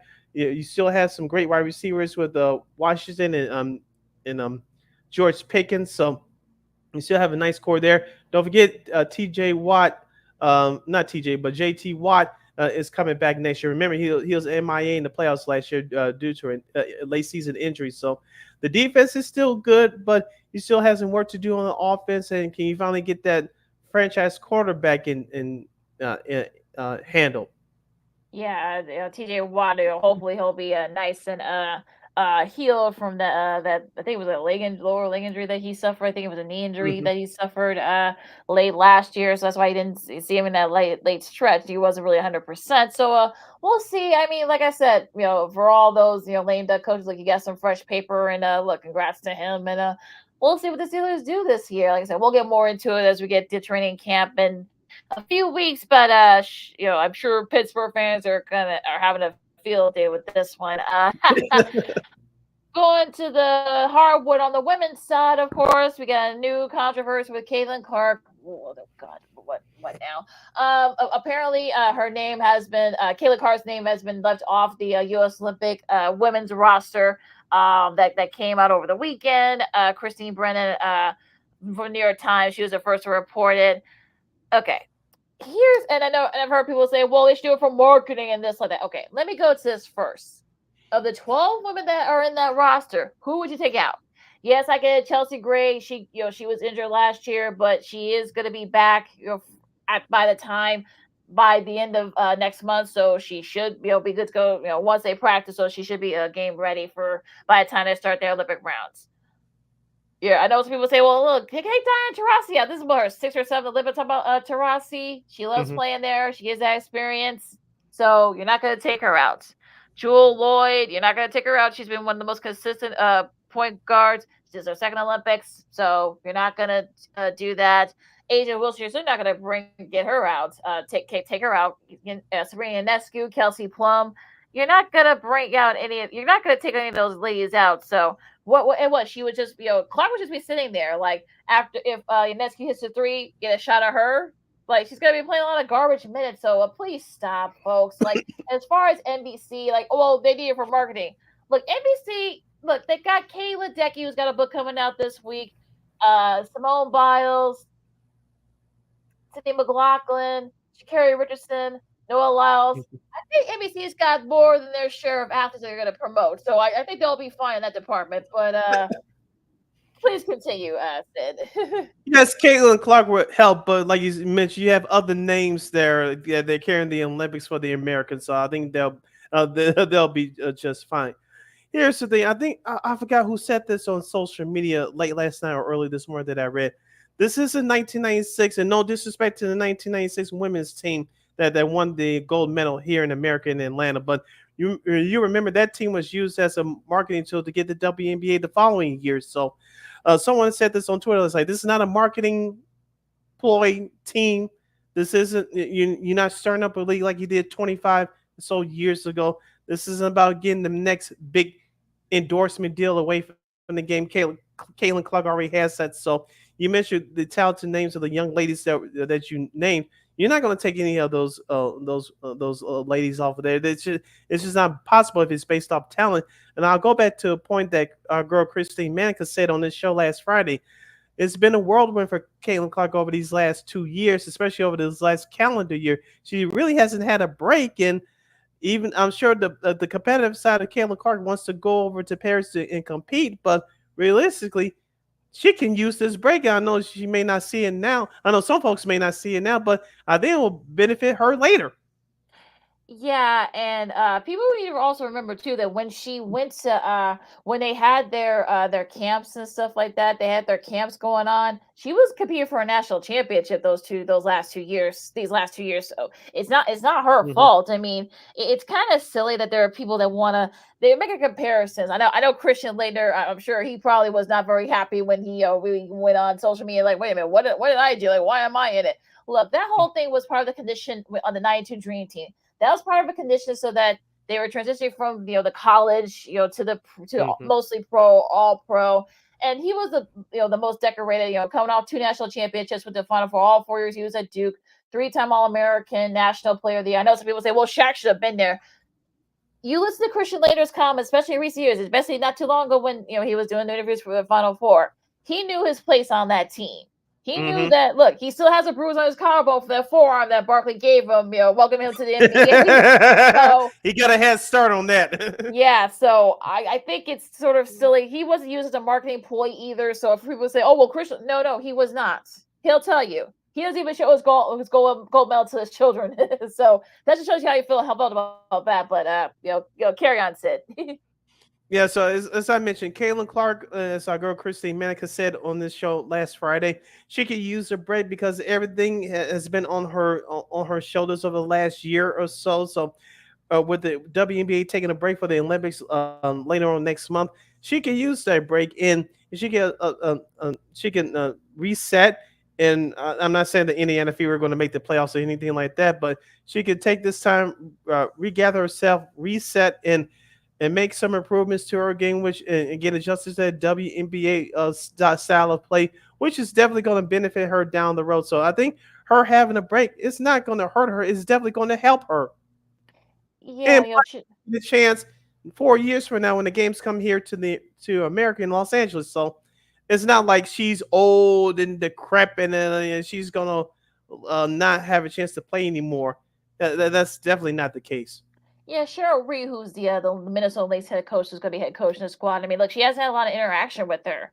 So it's kind of hard for her to come in and because she the other players that were named, I'm sure she had a hand on who gets paid. I mean, she played against a lot of these ladies, and it's coached a couple of them. So I think people need to kind of take a step out on that. Look, if you want to say who was the most egregious, how about Candace Parker being left out of the 2016 Olympic team? Gino Auriemma. Half the players were on that squad were players that he coached back at UConn. Interesting that he has not won a championship since then. So I'm not making any not making connections, just saying. But that was probably more egregious than Caitlin Clark. Also, too, I know her sister Enrique Legunlier. I forgot her sister's name, but yeah, she was left out of that team too. And Enrique, who is leading the league in scoring, she was left out. So yeah, they should probably get called if somebody gets hurt. So yeah, there are a lot of players going to be ahead of Clark, whoever gets, if someone gets has to withdraw for injuries or whatever. See, in situations like this, I know sometimes you may get thrown in the fire, but in a situation like Caitlin Clark, where with the Olympic teams like this, it takes time for players to gel. You have to learn new schemes, new systems, and things along that line. If you throw a person like Caitlin Clark in there right away, it's going to take some time and it's going to throw the rhythm off. I know people say, well, she should just go in there and shoot and blah, blah, blah. Like, that may not be her role in that team. This is not pickup basketball. Yeah, and this is the Olympics. They play a totally different style, and there's a lot. It's even And the more rule physical. Yep. Yep. and the So Olympic rules is different from the WNBA rules.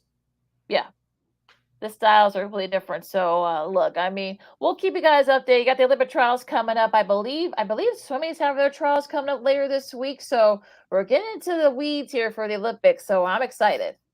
So am I. I'm excited for the men's as well. I know we'll get into it more as we get closer, but this is the last one for the veteran side. LeBron James, Steph Curry. I believe Anthony Davis is on that team as well. I Mm-hmm. believe Anthony Edwards is on the team as well. So Mm-hmm. any of the current NBA stars that they're playing, this is their last go around.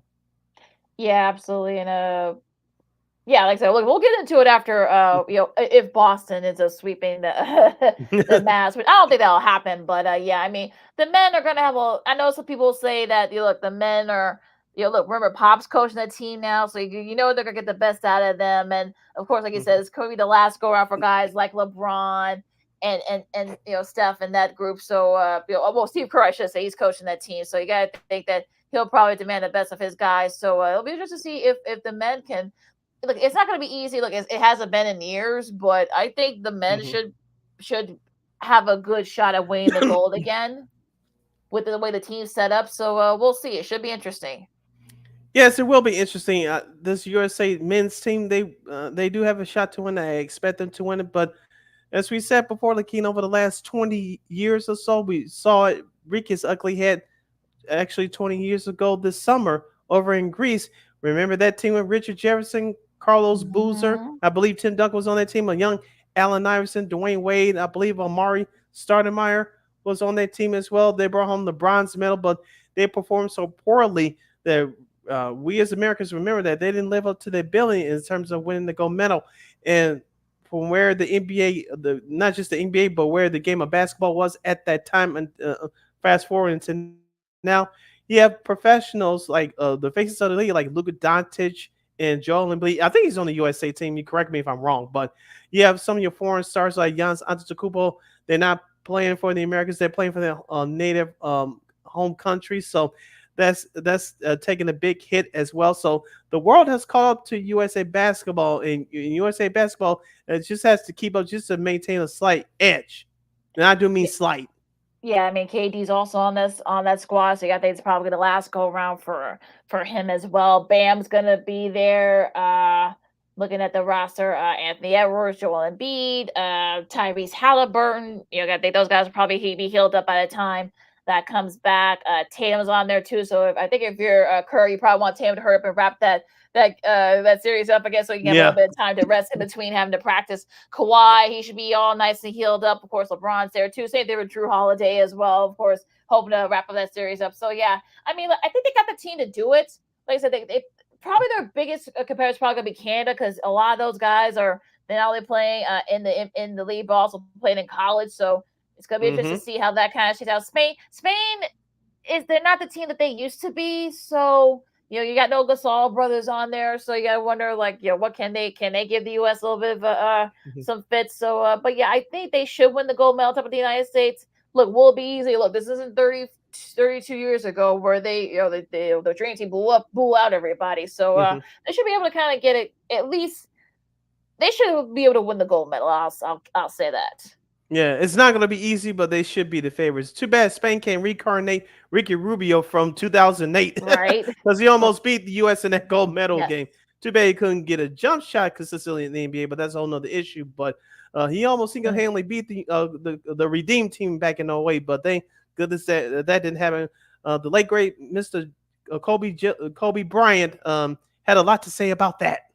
Yes, he did, and yeah, if you saw the Redeem Team documentary, you'll see why there. But yeah, but it should be fun. Like I said, we'll talk more Olympic stuff as we get closer and closer. Like I said, trials are coming up this weekend, so we got some time to talk about that. We got about 6 weeks before the Olympics, so should be interesting to see what happens there. As like I say, sports on Sports of Chicago, Lakina McGee, Steve Brown with you now. Going to the French Open at the courts of Roland Garros in Paris. Speaking of Paris, Ida Swiatek, of course, once again wins her third straight French Open, her fourth overall, and her fifth overall. No trouble there for the women's final. On the men's side, well, I should say let me see. Swartek beat I forgot who she beat, but on the men's side, of course, a great final between Carlos Alcaraz and Alexander Zverev. Alcaraz wins. He's now the youngest to win three majors in all three services. Of course, he won Wimbledon a couple of years ago. He's the defending U.S. Open champion. We may have a new star in tennis. We'll see. So also we gotta get a shout out to our girl Coco Gauff. Now Swartek did beat her in the semifinals, I should say, on the women's side, but she did win doubles. So Sid, what did you think about the French Open recap? I didn't get a chance to catch it. I know that after Coco Gauff went out early in the semifinals, you just mentioned, I tuned it out, but I saw the highlight yesterday of Coco Gauff and her doubles partner winning the French Open double final for the women. I said, okay, at least Coco Gauff didn't leave that tournament totally empty-handed. But I'll shout out to all my foreigners. I don't want to sound disrespectful when I say this, and I say this all the time as we talk about the game of golf. But when are the America's going to dominate, especially on the men's side when it comes to tennis? The female side, you don't have too much of a problem, but on the men's side for tennis, where are we going to see the next American come out and dominate? We haven't seen that since Pete Sampras. I would say Andy Roddick, but he was the last person to kind of try to crack that mark about 20 so years ago. But it just hasn't happened from the male side for the Americans since then. So. Yeah, I mean, you thought French Tiafo, yes, maybe we all go over that hump yet. There, we've been seeing, other men, coming down the pike. But yeah, you kind of wonder like when we're going to see it from on the men's side. Looks like there's a change to the guard there, so maybe there will be an opening there. But Alcaraz has been playing very well, so he might be that next big star. Of course, his idol Nadal. There was a picture that NBC has showed with him. He won the juniors in 16. Of course, 18, I should say. And then, of course, that was the year Rafa won. I think it was like his 12th French Open. So he kind of had that little sort of inning going there. Now, as far as golf is concerned, Katerina Siniakova, who she has some big doubles titles in her own right. So her regular partner, Jessica Pegula, I'm talking about golf, she couldn't play. So she and Siniakova partnered up. They end up winning her first doubles Grand Slam. And look, there's nothing wrong with winning doubles. I mean, look, ask Martina. She has just as many Grand Slam doubles titles as she does singles titles. So there's really no shade in no shame in the doubles department. Now on the men's side, like I said, hopefully, look, you got women coming up in a couple of weeks. Hopefully, we'll see maybe some American men will break out in that. So hopefully, Tiafo can break through and win one for the men. All right, we'll see what happens. I know the U.S. Open is not until Labor Day weekend. That's in late August, early September. So we'll see what happens. Any other big? I think we have Wimbledon coming up. Do we at the end of the month? In a couple of weeks. Yep, in a couple. I thought so. Yeah, because I don't know. I was way ahead of myself. I know we got the U.S. Open, but we have Wimbledon coming up. Yeah, like I said, about 2 or 3 weeks. Yeah, it said that the U.S. Open golf starts this weekend though. So over at Pine. Do we get Tiger? I don't know. I'm not sure. Well, I have my fingers crossed for those that are watching. He has won there a couple of times at Pinehurst, so we'll see. I mean, look, it'll be interesting to see what happens. But yeah, it's gonna get a little bit interesting down there. Look, Scottie Scheffler, who won the Memorial, so that's kind of interesting to see what happens with that. But you gotta think he's gonna be the favorite, although he hasn't played very well at the U.S. Open, so there might be an opening there for somebody. So, but we'll see. It should be fun. We'll talk about that with Christine coming up later this week. Okay.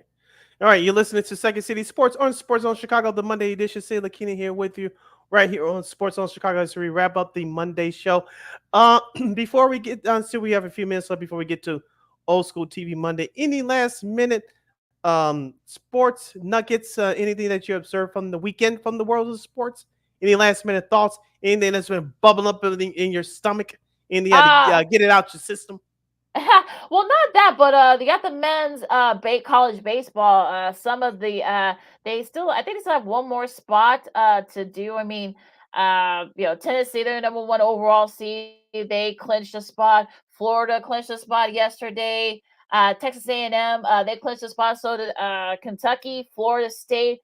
I think they got one more spot left to fill here, and I think it's between NC State and Georgia. That should be a fun one between two top 10 teams. That'll be on ESPN at 6 o'clock. So we got one more spot for the Men's College World Series coming up in Omaha later this week. All right, and before I just want to say this before I know. So, like I said, we still have a couple minutes left before we close out. But congratulations to the Chicago Red Stars, the NSWL soccer team here in Chicago. 35,000 plus at Wrigley Field last Saturday afternoon. I know a couple of people that I follow on social media that were part of that event. Even though it was raining a little bit up there on the north side of Chicago, fans still showed up for that soccer match. I know the replay is just wrapping up here on the Marquee Sports Network, but it is. I know it's a couple of empty seats because of the weather, but it was still a great turnout in Wrigley Field. I just want to give the city of Chicago, Wrigley Field, and the Red Stars organization a big round of applause. So great job, guys. Great job. Yeah, they do a great job promoting the Red Stars. And of course, Mallory Swanson, of course, Dansby's wife. She plays on that squad. Of course, she's one of the top players on the U.S. women's national team. I'm assuming she's going to be going to the Olympics in Paris. So, really, really great show. I know they build on this, where we worked at, where we doing their show. So they did a lot of their games on ChicagolandSportsRadio.com. I know this has been kind of a building back in the last 7 or 8 years. Julie Ertz played here for a little bit, so for many years, about 5 or 6 years. So I know they've been building on this. So good for them. Yeah, I know we talked about this before we went on live, but of course, for those of you in a younger demographic that don't know the real history of the Chicago Bears, before they moved into Soldier Field prior to the 1971 season, I believe they had their home games played at Wrigley Field, and they haven't played there since 1970. And Lakina, I brought this up, like I said before we went on live. I know they're looking for a new stadium. That's going to be one of those new storylines on Hard Knocks coming up in August. But can we get the Bears to play at least one more game at Wrigley Field before they move to their new stadium, whether it's in the Lakefront or Arlington Heights, which I still believe is in play?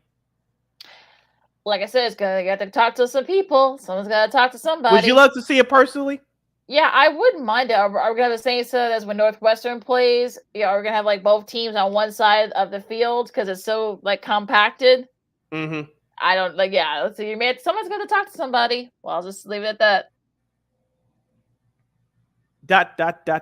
The hourglass continues. I just had to throw it out there. Oh, brother. Let's take a seat. Sports on Chicago. Now, if you got anything else said, if not, we can go right into Old School TV Monday. All right, let's go into Old School TV Monday. I saw this on social media over the weekend. Now, let's travel back in time to 14 years ago yesterday, June the 9th, for those of you listening back on the playback. Can you remember where you were at 14 years ago yesterday? Normally I was probably napping somewhere. While Lakina was napping, the 2010 Chicago Blackhawks were facing the Philadelphia Flyers in Game 6 of the 2010 Stanley Cup Final. Woo! The anniversary that just passed. Yes, it was yesterday. Yesterday, I believe. Yep. It was yesterday. So, of course, the Blackhawks won the game 4-3 in Philadelphia in overtime. First period goals were courtesy of Dustin Bufflin of the Blackhawks and Scotty Hartnell of the Philadelphia Flyers. Second period goals were courtesy of Danny Briere, Patrick Sharp, Andrew Ladd for Chicago. And, of course, in the third period, Scott Hartnell tied it late in the third period. Of course, Patrick Kane scored the game winner for his 10th goal of the playoffs in the game winner. Jonathan Taves won the Conn Smythe Trophy for the best player MVP in the playoffs. Of course, I think they're still looking for that puck, of course, that started the Blackhawks dynasty. We won't get into the video coach and the Cal Beach situation and stuff that emerged from that. That's a whole nother issue for a whole nother time. But that was a Blackhawks' first Stanley Cup championship since 1961. Of course, the Blackhawks will win 2 more in 2013 and 2015. Lakina, that Blackhawks team took the city by storm. Of course, the year before they got swept. They came out of nowhere with that young swarm, but they got swept by the Detroit Dead Wings in the 2009 Western Conference Final. But of course, the Blackhawks rebounded a year later and won the Stanley Cup. noticeable stars that came out of that series. Of course, Dustin Bufflin. You saw what he did in that series against Vancouver a couple rounds back. Of course, a rookie goaltender named Anthony Niemi came up through the ranks. So, of course, due to salary cap constraints, he was let go. And you also saw young stars like Christopher Stieg and Nicholas Jomerson, that defenseman, step up and had great series. This was a collection of young talent. They were head coached by Joel Quenneville, who had a Stanley Cup to his credit as an assistant coach with the Colorado Avalanche back in 1996. But in all, just to package short because we run up against it. This was a great team throughout the regular season. Of course, we saw what happened against Nashville, Game 5 back at the UC, which turned that series around. Thank you, Marian Hossa. And of course, they beat Vancouver in 5. They swept the San Jose Sharks in 4. And of course, their toughest test was the Philadelphia Flyers, which they got it done on the road in Game 6. Yeah, definitely one of those remember where you were moments when that happened. I was not napping, by the way. I might have taken a nap prior to that, but yeah, just so that I can stay up and watch. And it's only fitting. And if you heard Doc Emmerich heard the call, it was on NBC at the time, and you know, he was kind of like confused, like everyone, like the rest of us, like, oh, he scored, like, oh wait, oh, okay. So there was no light, there was no signal, and it was kind of got a little, it was kind of pandemonium on the Hawks side. So I don't think they ever found that puck either. I don't think, after 14 years. Of course, Leighton, Michael Leighton, who was the goalie at the time, knew it. I think Hartnell was there around there too. He knew it. Now Sharpie, to his credit, he was the one that knew it was there. And I think Campbell, Soupy Campbell was there too. So they knew this puck was in. So everyone else sort of knew. And it was kind of like you said, pandemonium. Once they did the replay, and of course everyone got word. Of course, it was definitely celebration time. Everyone, this Hawks team, I think. Like you said, everybody, even if you weren't a big hockey fan, and look, I had a lot of people in my family that were not hockey fans, they followed these teams. And this is sort of like the first team that kind of got things going. The first, in almost 70 years, it was just 60 some years. It was just one of those teams where it's just like you had a mix of younger and older. Of course, you got Kaner, Taves, Sharpie, Soupy. You got Burrish was on that squad. Buffalo was on that squad as well. Anthony Niemi says no, as Pat Foley would say. So yeah, it was definitely that squad definitely.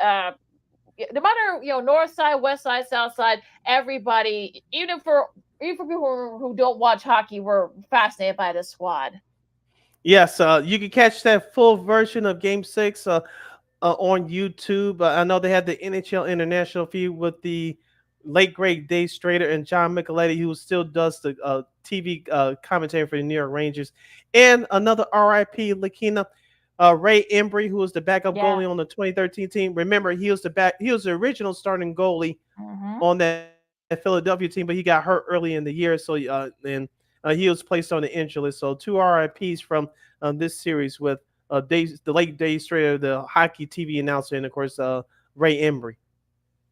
Yeah, hard to believe that even after all this time, those two are no longer with us. So yeah. Right. I think he ended up winning I think Emery ended up in 3 of these before he retired, two or 3 cups before he retired. So and sadly he would pass away a couple of years later. So in 18. So yeah, just RIP to both of them. But just the team itself, I think, like you said, they would win a few years later. Then a few years after that, they would win. So hopefully we can get that back again with Mr. Connor Bedard and whoever they draft.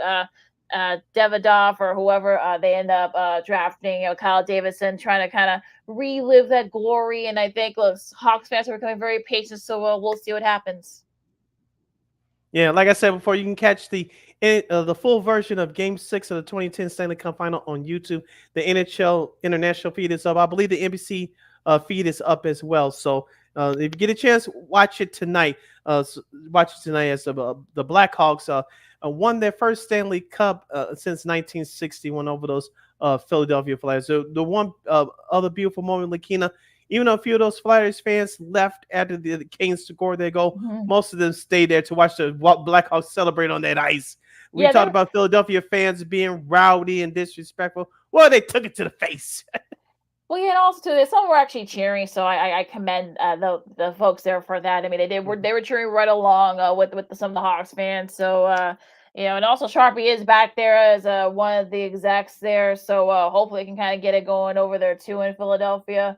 But yeah, I mean, it was definitely one of those great moments in Chicago sports where you're just like, okay, it's right up there with the Bulls finally win their first championship. Of course, the Bears win the Super Bowl and such, and of course, Cubs and the Sox both win the respective World Series some years apart. So yeah, but this is definitely up there, and I think that, like I said, this 2010 Hawks squad. Of course, you saw what happened in the the parade right after that. Of course, they were all a little bit inebriated.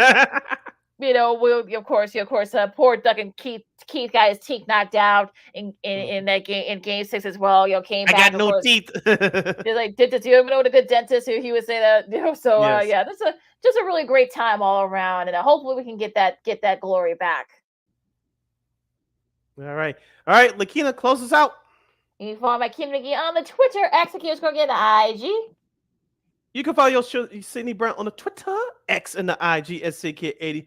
Once again, it's SidKid80. That's SIDKID80. SIDKID80. Make sure you download that Sports Zone Chicago app wherever you get your apps. Follow Sports Zone Chicago on all social media platforms: Facebook, Twitter, X, Instagram, and YouTube. Please subscribe to our podcast. We are located at War Media Podcast. That's WARR Media. PODCASTS. We are on all podcast platforms, including that iHeartRadio app. And while you're ready, please give War Media a follow on all social media platforms at WARR Media. And thank you very much in advance for your support. Like, share, subscribe, and tell your friends. Be sure to catch Second City Sports live in living color every Monday, every Friday from noon to 2 p.m. Central Standard Time, right here on Sports Zone Chicago. One more time, as Lakina would say. Be sure to catch Second City Sports live in the living color every Monday, every Friday from noon to 2 p.m. Central Standard Time, right here on Sports Zone Chicago. And of course, you get Sports Zone Chicago anytime, anywhere on Roku TV. If you got Roku TV on your respective your smart TV or whatever device you got the Roku TV app on there. Just go to the App Store wherever you get your apps. Type in Sports Zone Chicago. You can catch our show, Sean and Maya, the Smoke Fellas, and maybe we'll have some more content up there as well, and so much more. Of course, you can catch Sports Zone Chicago anytime, anywhere, wherever you're doing on Roku TV. And we will provide. Of course, enjoy all the diamonds, both pro and college. Of course, like I said, they finish up, setting up their field for the College World Series coming up in Omaha later this week. Omaha. Enjoy the MLB and of course the Stanley Cup playoffs tonight, and of course the NBA playoffs come up on Wednesday. So we'll definitely have some recaps on that. We'll interested to see what both series will be at by that point. So stay cool out there. It's gonna get hot out there later this week here in Chicago and the rest of the country. So don't be stupid, and stay cool. Stay hydrated. So for Sid, I'm the Kansas City Second City Sports on Sports of Chicago, and we'll see you Friday. Holla!